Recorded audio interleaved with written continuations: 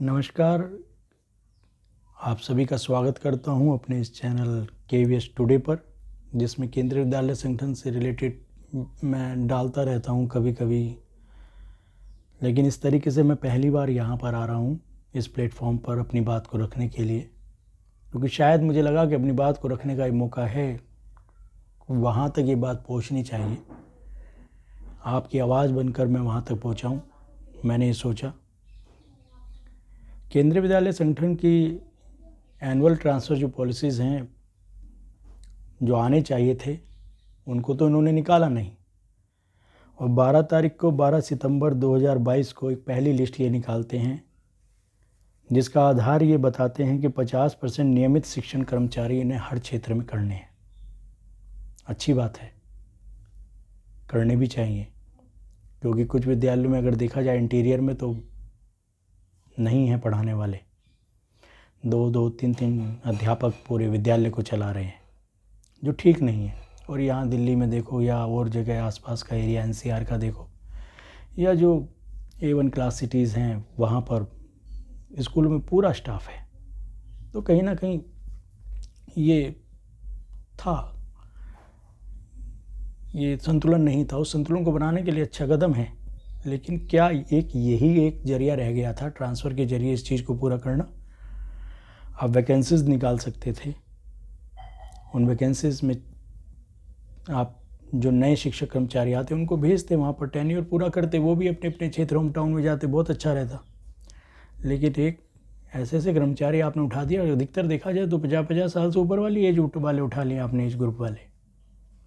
ना आपने इसमें किसी का एज देखा, ना आपने किसी को महिला देखा, ना कोई ऐसी महिलाएं हैं जो सिंगल हैं, उनको आपने उठा लिया है। तरीका ठीक नहीं है, बिल्कुल ठीक नहीं है। पहली लिस्ट 12 तारीख को PGTs की निकाली, 193 PGTs को आपने हिला डाला। 13 सितंबर 2022 में 545 TGTs को आपने उठा दिया। और अभी हाल ही में जो लिस्ट आई है 16 तारीख में,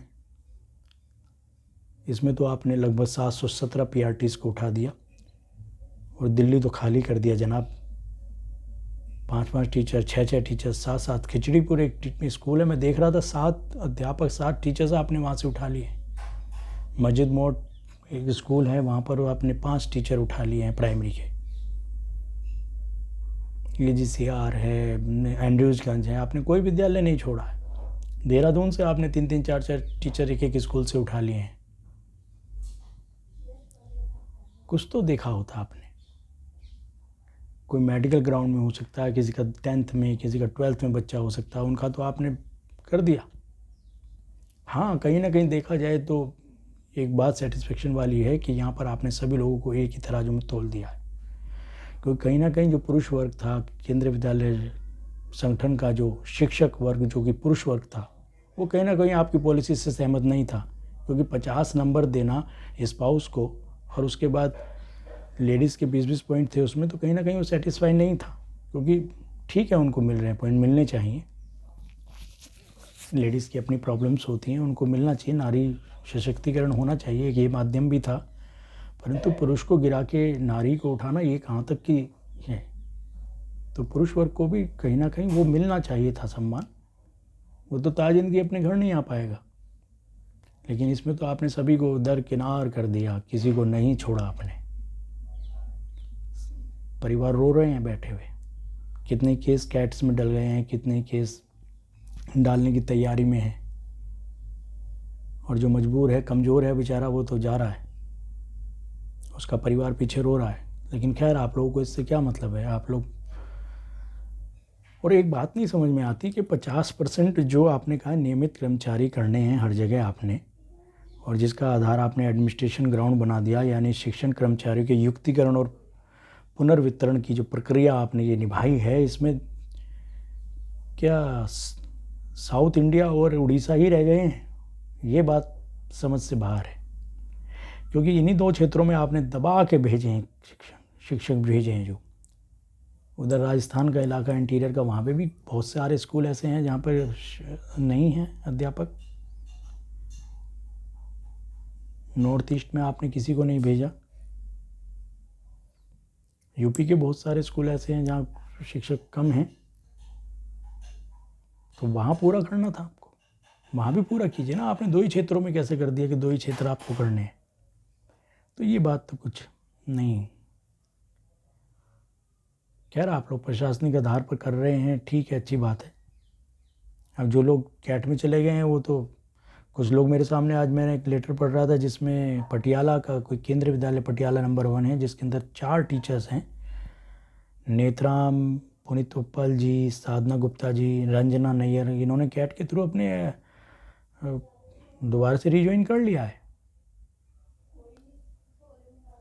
अब ये तो गलत बात है ना।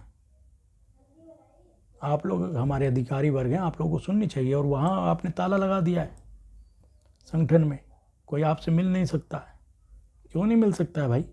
4 से 6 का टाइम है ना, 4 से 5 बजे का टाइम है, तो मिलने दीजिए ना।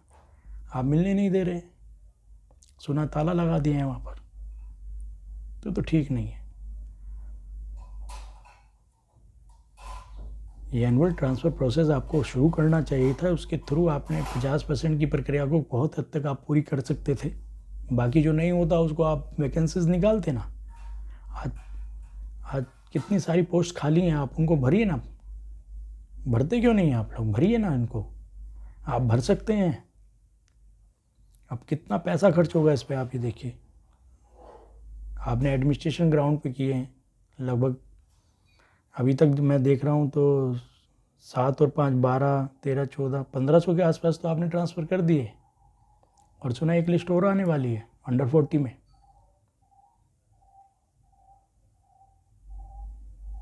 देखिए, मेरी गुजारिश है अपने अधिकारी वर्ग से जितने भी हैं कि भाई सुनवाई हो। जो व्यक्ति जेन्युइन केसेस हैं, जिनके मेडिकल केसेस हैं, जो सिंगल अर्निंग पर्सन है, खासतौर से महिला जो घर को चला रही है, अकेली जो महिला है, विडो महिला है, उनके ऊपर तो ध्यान दे कम से कम। आखिर कोई तो क्राइटेरिया आपने दिया होता जिसके थ्रू आपने ट्रांसफ़र किए, या एक ही लॉट में सारा उठा दिया। ये ठीक नहीं है। मेरी गुजारिश है अपने अधिकारी वर्गों से कि भाई इस पर पुनर्विचार किया जाए। अध्यापक बहुत परेशान हैं, ये नींव होते हैं आपके शिक्षण, केंद्रीय विद्यालय शिक्षण की नींव हैं ये। अब सफ़र तो वो विद्यालय भी करेंगे जहाँ से आपने उठा लिए हैं।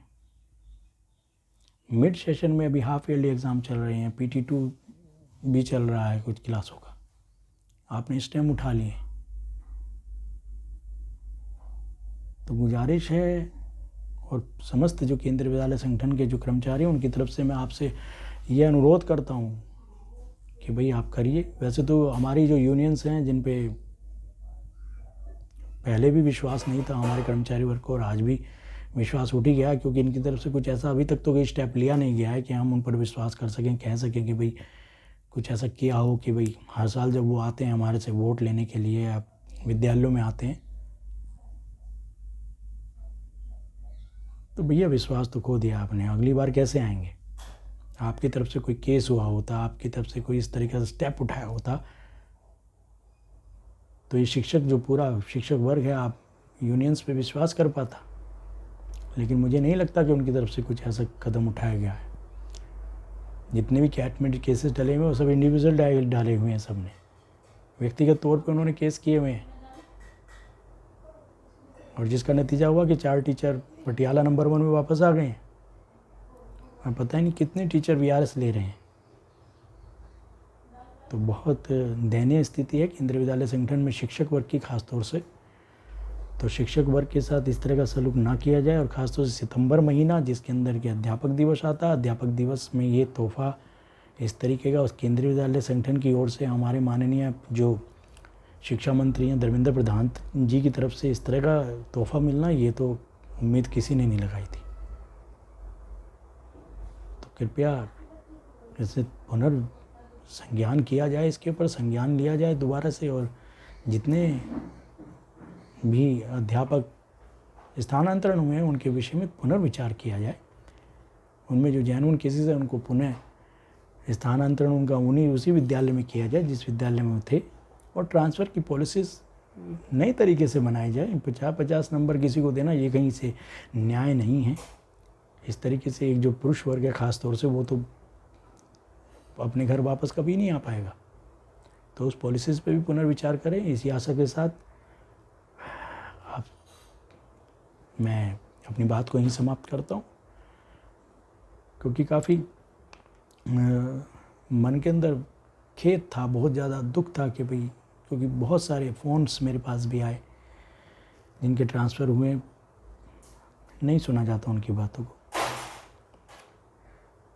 तो कृपया इसको संज्ञान में लिया जाए। अपने अधिकारी वर्ग जितने भी हमारे हैं जो कि इस पे निर्णय लेने के में सक्षम हैं और ले सकते हैं वो निर्णय, कृपया इसको करें। धन्यवाद।